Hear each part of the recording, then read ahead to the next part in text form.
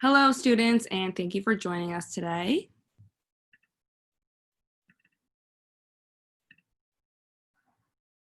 You are able to ask a question at any time using the Q&A button to any of the presenters. Your camera and microphone are turned off so the panelists cannot see or hear you. Please sign up for more sessions. This is just one of the many ones happening. And this recording of the session will be available on StriveScan, so the same place that you register for this event in about a week. And so now I will turn it over to the presenters. And first up, we have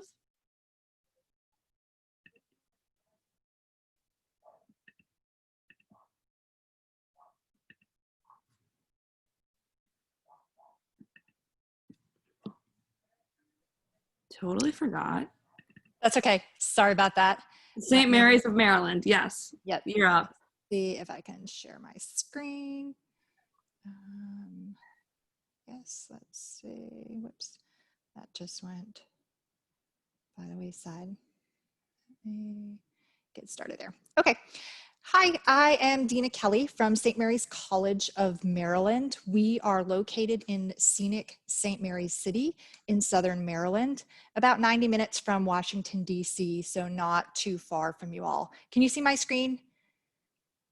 Everybody? I hope so. It says I'm sharing. So anyways, thank you. We are a National Public Honors College. We are one of very few schools that have that designation. We're a liberal arts and sciences college, and we host about 1,600 students. We offer excellence for everyone. We're rigorous and relevant, and we are that prestigious feel without the exclusiveness of a private college. We have about a 10-to-1 student to faculty ratio. And we, like I said, I believe liberal arts and sciences. So our curriculum is learning through experiential and applied discovery. It's the lead curriculum. I think many schools probably are doing a little bit of that. We are making sure that students have some professional literacy courses to prep them for the real world and for grad school.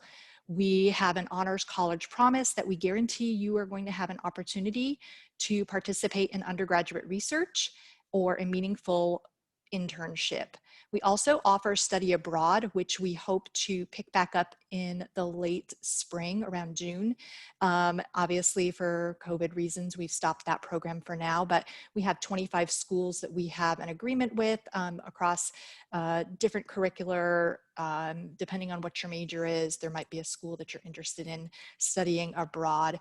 We have 75 academic programs, including double and interdisciplinary majors, as students kind of demand some improvements and some increase in programs. We bring that to our Board of Trustees for approval. Our most recent admissions are astrophysics and business as a minor. We're not all about that work at the school. We have to find that balance between work and play. You might decide to take a scuba class. We're located on the St. Mary's River, so you might decide to try your hand at paddleboard, or you can learn to sail. You might kayak on the river. There's lots of waterfront activities for you to participate in. We have about 100 different clubs and organizations that are student-led. If there's not one that you find that's exciting to you, you can create your own club with 4 of your best friends. We add them as students demand that as well. My favorite tends to be paddleboarding and fencing. Kind of some different things to do. We also have 19 Division III collegiate varsity sports. We are adding 2 more. We're adding track and we're adding field. We just built a new stadium about a year ago. It houses varsity soccer, men's and women's, lacrosse, men's and women's, and also field hockey. And like I said, we're adding track and field as well. We also have club sports and intramural sports, so you might be interested in participating in one of those as well. So for first year applicants, we're looking for your high school transcript. We're looking for the secondary school report that the counselors will provide, 2 letters of recommendation, an option of 5 prompts for your essay, or you can create your own. You can also submit an essay that you've already submitted in high school for a grade. We have the supplemental essay as well. We are test optional now, and we offer some in-person and virtual visits. We highly recommend one or both of those. We also use either the Common App or our own St. Mary's application. You can see we have 3 deadlines for first year applicants. We have early decision, which is binding. Your application is due November 1st, and a December 1 deadline. Early action for notification. Early action is November 1st, and you're notified by January 1st. Regular decision is January 15th, and we'll notify you by April 1st. So we're uncommonly worth it. 94% of the incoming class of 2020 received some kind of scholarship or grant from us. For the 3rd year in a row, we have the lowest student indebtedness of Maryland public and private institutions, and 94% of our grads had gone on to either graduate school or started in the workforce, or maybe went on to some kind of service. I won't take up any more of your time, but I want to let you know that Jordan Cartwright is the Virginia rep for first year students, for applicants. His contact information is jcartwright@smcm.edu. You can also call him at 240-341-1928. Thanks so much. Have a good evening. Great, thank you as well. And up next, we have the University of Virginia.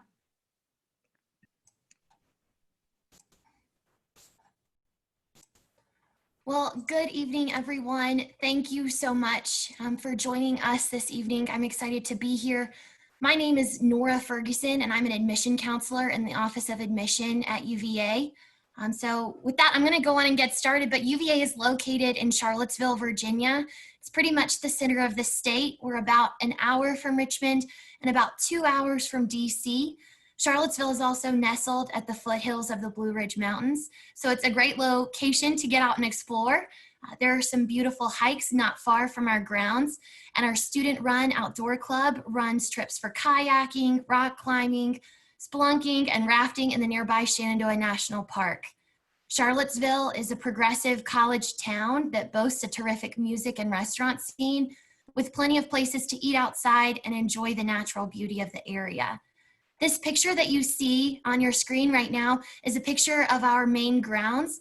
It's pretty encompassing. I know that size is a big factor for many students as they're thinking about school, so I just wanted to point that out and say that students can get anywhere on grounds typically in about 10 to 15 minutes. So now here are some other facts and numbers for you to consider. UVA is a mid-sized research institution, and our size creates a collaborative environment with all of the resources of a larger institution. The majority of our students are undergraduates, about 16,500 undergraduate students here at UVA. And our undergraduate students have the opportunity to get involved with faculty-led research whenever they're ready, so as early as first year. UVA is a state public school. So with that in mind, we have a commitment that 2/3 of our incoming class will be from the state of Virginia. But beyond that, we have no other quotas, targets, or limits on the number of students that we admit from a particular school, county, or region. Last year, we had about a 36% offer rate for in-state students and about a 17% offer rate for students out of state.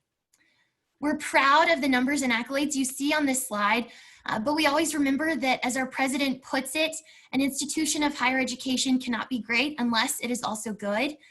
We can't be excellent unless that excellence comes with a purpose.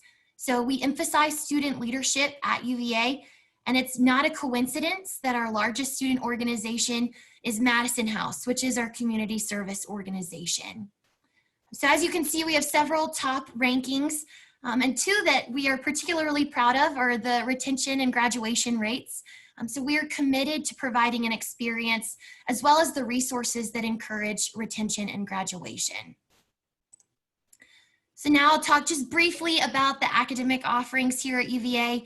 As a liberal arts institution, our undergraduate programs have an emphasis on the liberal arts, regardless of the school that you're in.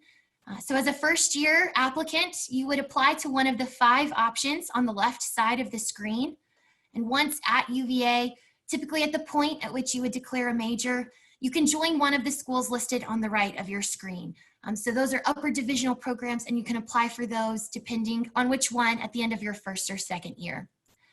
If I could use only one word to describe academics at UVA, it would be one that I've already used, and it would be collaborative.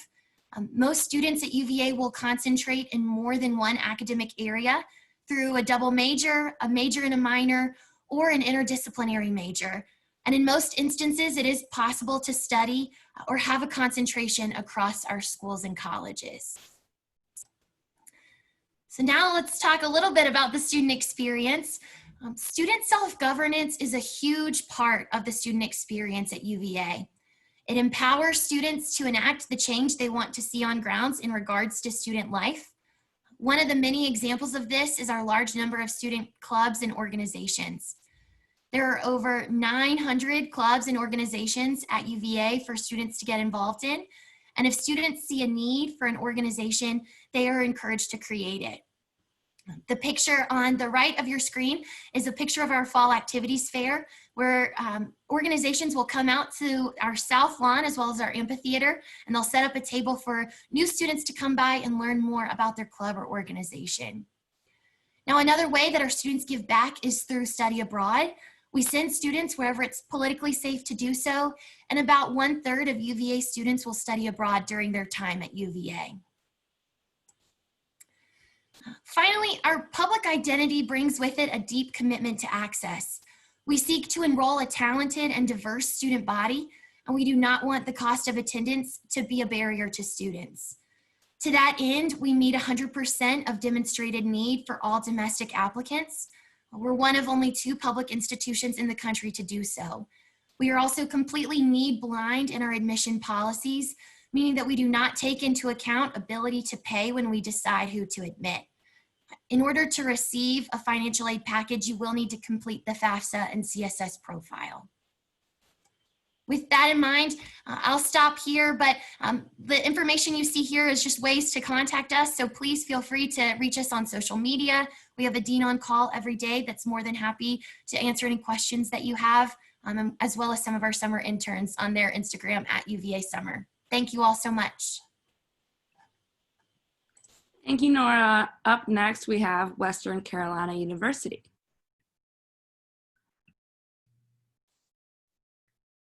All right. Let me get my screen here for you guys.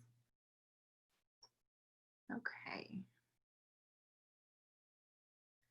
All right, so Western Carolina University, we are located in the mountains of North Carolina. We have a beautiful campus. You can see it behind me as well as in the picture. So some fast facts about us. We are in Cullowhee, North Carolina. We're right where the Blue Ridge and the Great Smoky Mountains meet. We're the westernmost campus of the UNC system. We are part of that UNC system. So we're about an hour west of Asheville. We are pretty rural, but you can get to Asheville within an hour. We do have, towns close by. We have about 12,000 total students. About 4,500 of those students live on campus. We do require our freshmen to live on campus. There are several different residence hall options. About 57% are female and 43% male. We have over 170 different clubs and organizations. We have a lot of options for you there. We have everything from Greek life to religious organizations to major-based clubs. There's a lot of different things to get involved in on campus. Now, the really cool thing about that is we have something the first Saturday before classes start called Valley Ballyhoo, which is like right in the center of campus, where we have all of our different clubs and organizations set up for you guys to meet, find out about, sign up for potentially. Now this year, with COVID, we weren't able to do that, but generally speaking, and hopefully next year, we'll be able to start that back up again. We have over 120 different majors, minors, and pre-professional programs, different focuses kind of set in there. We have 6 major colleges with several majors underneath those colleges. We have a 17-to-1 student to faculty ratio. So for a college of about 12,000, we try to keep our classes small. 64% of those classes are going to have 30 students or less. So you have access to your professor. You have access to find out more information easily. They all have office hours. We also have a tutoring center on campus that works directly with our professors to make sure that you get the help that you need. We have a writing center to assist you with professional writing as well. So, application requirements. So if you are deciding to fill out a first-year application, the first requirement is that you complete the application. The next requirement is a $65 application fee. However, we do accept fee waivers. You can go online to applicationfeewaiver.wcu.edu, and there you'll find out some of the criteria for fee waivers, as well as you can submit a waiver request through that website. So along with your application, we do ask you to submit a high school transcript. So it will be unofficial initially, and you attach it to that application. Then we'll need your official transcript later when you graduate and finish your coursework. We also, so this year for SAT and ACT scores, we are not requiring that you submit those scores to get a decision this year. However, we are encouraging students who may already have those test scores to go ahead and submit them to us. For those who get a chance to take it this year, we do encourage you to do so. That can help you with scholarship opportunities.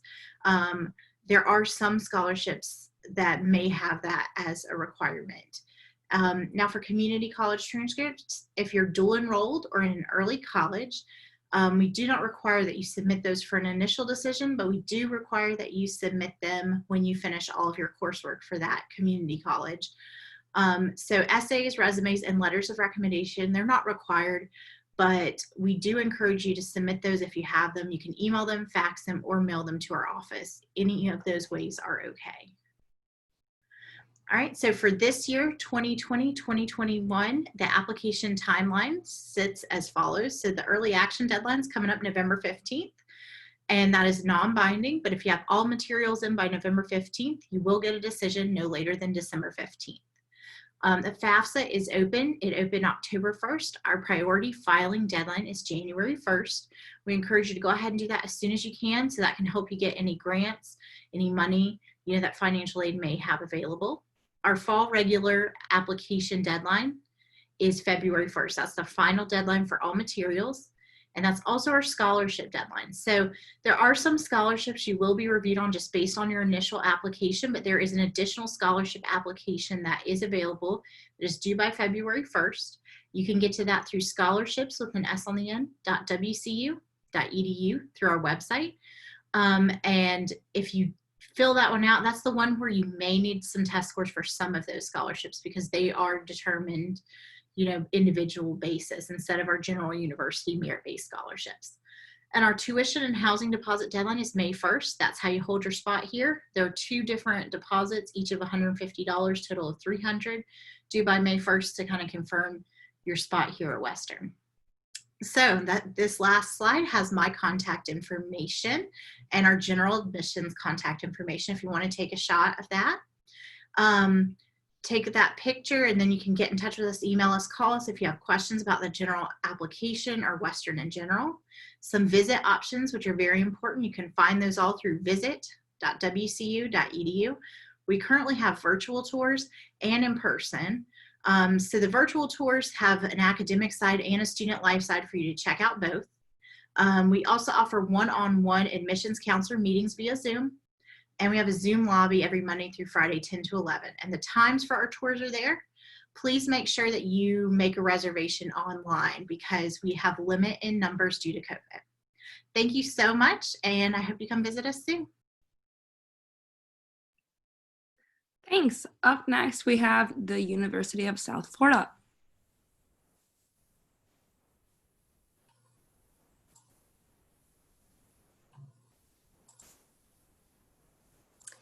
Hi everyone, my name is Melissa and I am your admissions advisor for the University of South Florida. Today I just want to go over the university a little bit and get into our admissions process as well. USF is a large public research university, part of the State University System of Florida. We have 3 campuses within our USF system: USF Tampa, USF St. Petersburg, and USF Sarasota Manatee. We are a large university. We have a little over 38,000 undergraduate students, and USF Tampa's campus has the majority of our students at a little over 31,000 undergraduate students.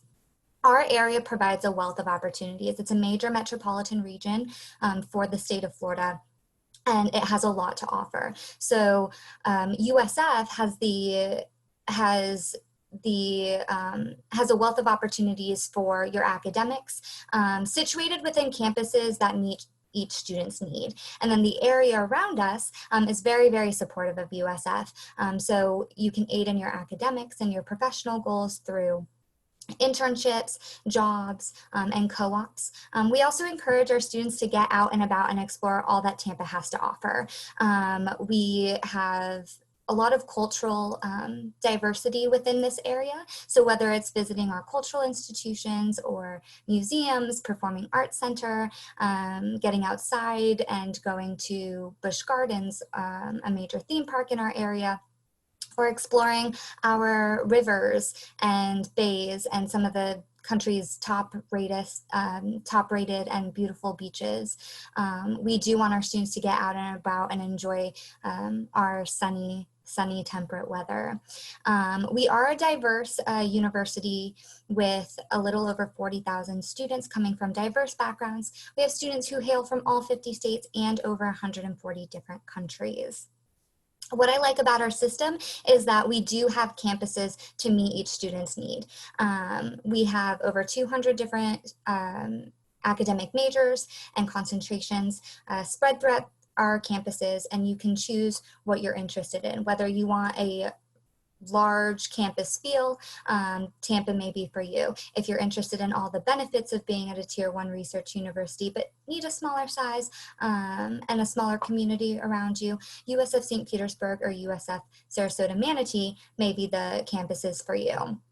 Our students are very, very active, whether it's in the community or on campus. We have over 700 different student organizations to choose from. We have events throughout the year on campus and in our community. And we are a Division I athletics program with 17 sports underneath the American Athletics Conference. Again, we have over 200 different majors and concentrations. We also offer an honors college to our students. So if you're interested in some of our accelerated programs like our 7-year med program or our Provost Scholars program, the honors college may be a great fit for you. We also highly encourage our students to participate in research. And it doesn't matter what major you're interested in or where you're at in your undergraduate career, we highly encourage it. Our students can begin research as early as your freshman year. We also encourage our students to study abroad as well. We have programs in over 30 different countries, and they range from 1 week to an entire year. So it's really up to you how you'd like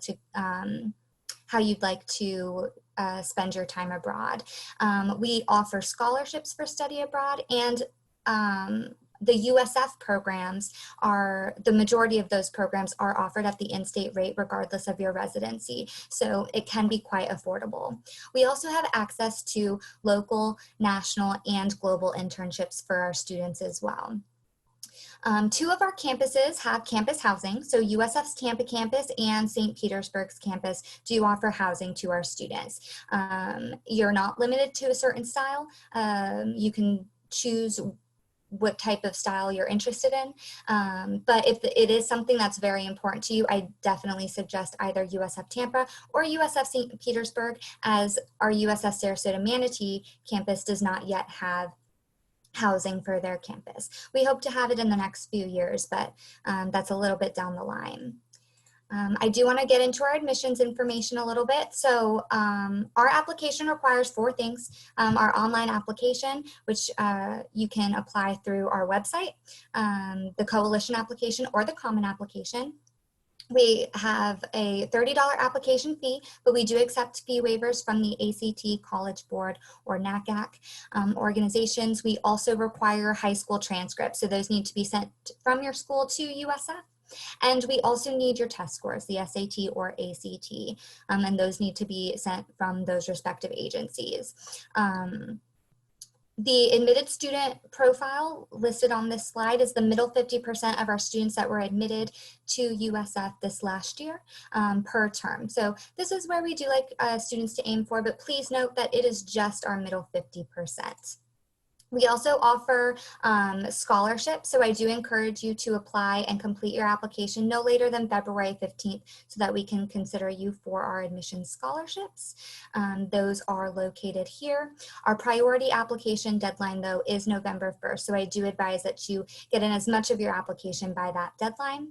And finally, I just want to provide my contact information for you here.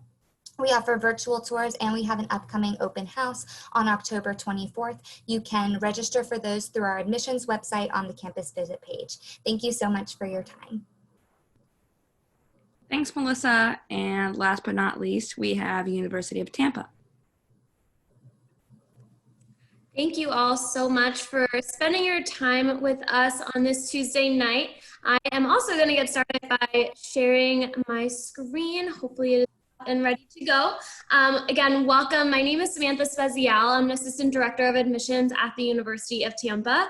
If you do choose to apply to the University of Tampa, you will be working directly with me. I'm just going to start a timer because I know I like to talk a lot, so I'm going to time myself on this side of the screen. So let's start off by talking a little bit about the basics of the University of Tampa. We are a private medium-sized university located in Tampa, Florida. We have around 9,000 students on our campus, 10,000 total students with our graduates. And we are located right outside of the city of Tampa. Our average class size is 22. So again, it is a medium-sized university. And like I stated, we're right outside of downtown Tampa. We're located in the city. We're about an hour and a half away from Disney World up in Orlando, and we're about a 4-hour drive from Miami, so a little bit farther south. It gives our students ample opportunities to always do things, of course, in the surrounding Tampa Bay area, but with those 2 other large cities, students can do activities there as well. We like to classify our campus as an urban environment, but with a campus feel, and I think this picture does a great job of telling exactly how close we are to downtown Tampa. So that brick building right at the front of the picture is called Plant Hall. It's our main building on campus. It's where my office is located, and it used to be the old Tampa Bay Hotel. So it does have some history in it, which is really cool. And then when you're standing on the veranda of Plant Hall, you can see downtown and see all the opportunities that students do have. So we, again, say that we're an urban environment, but with a campus feel, because we don't have any large city streets running through our campus. So you never have to worry about having cars honking 24/7, a bunch of traffic or anything like that. You have the city feel, but you don't have that hassle of being in the city. We offer over 200 areas of study at the University of Tampa, really ranging all over the place. The only 3 majors that we don't offer that we always get asked about is engineering, architecture, and culinary arts. So hopefully those aren't any of the studies that you're looking to take. But again, we don't offer them here at UT, but we do offer almost everything else. On campus, we learn by doing. We're a very hands-on university, and these are just some examples of the campus and the on-campus opportunities that we do offer. The top left is a picture of our nursing lab. We are the top nursing school in the state of Florida. Students have hands-on experience in our 2-story nursing lab that was just opened up in 2018. We also do have a marine science station located about 10 minutes from campus. We own 3 vessels. The students go on the vessels, collect all the things that they'd be doing research on, bring it back to the campus, and complete the research. So again, hands-on opportunities, and especially with marine science, those are some opportunities that most students don't get until they're in their graduate program. We have a green screen, we have WUTT radio station, we have a fab lab, of course, and then we also do have an entrepreneurship center that just opened up fairly recently as well. We are an NCAA Division II university. We have 20 different NCAA sponsored sports, 18 national championships, and 105 conference championships. We're super proud of our students. If you are currently a student athlete in high school, you want to come to the University of Tampa, but you don't want to play at the NCAA level, that is totally fine. We offer over 260 clubs and organizations on campus. And I know some of my colleagues mentioned earlier, If we don't have that club that you're really looking to join, or that intramural team or club sport team, all you need is 4 friends to make your own club. So it's a great way to stay active and also have that leadership under your belt. So we offer only non-binding decisions at the University of Tampa, and these are the things that we do need for your application to be completed. Of course, we do need the application, whether that be from the Coalition application, the Common App, or we do have our own University of Tampa application. All of your information comes into our system the exact same, so we don't care which way you apply. We will need your official high school transcripts, so this has to come directly from your high school, not from your email address, mom and dad's email address, grandma and grandpa's, but exactly from your high school. We will need an essay and at least 1 letter of recommendation. You're more than welcome to send in additional, but we do need at least 1 on file. We have gone test optional for the fall 2021 year, and we actually have gone test blind. So what this means is that if you do choose to send in test scores, even though we are test optional, we really do not take them into consideration at all. Your merit scholarship will be based off of your unweighted GPA from your high school transcript, and your decision will not have anything to do with your test scores. So it's one less thing that you have to worry about, one less fee that you have to pay to send them to a school. So again, just don't worry about sending them to the University of Tampa. My name is Samantha Spezial, like I stated. Thank you all so much for coming. This is my email address and phone number if you do have any questions, but thank you all so much again. Thank you, Samantha, as well. And also, students, thank you so much for joining us. When you close this window, there'll be a quick 4-question survey, and we appreciate any feedback that you might have. Again, please sign up for more sessions. They are available on the same website that you registered. Also, a recording will be available in about a week at StriveScan. So thank you so much for your time.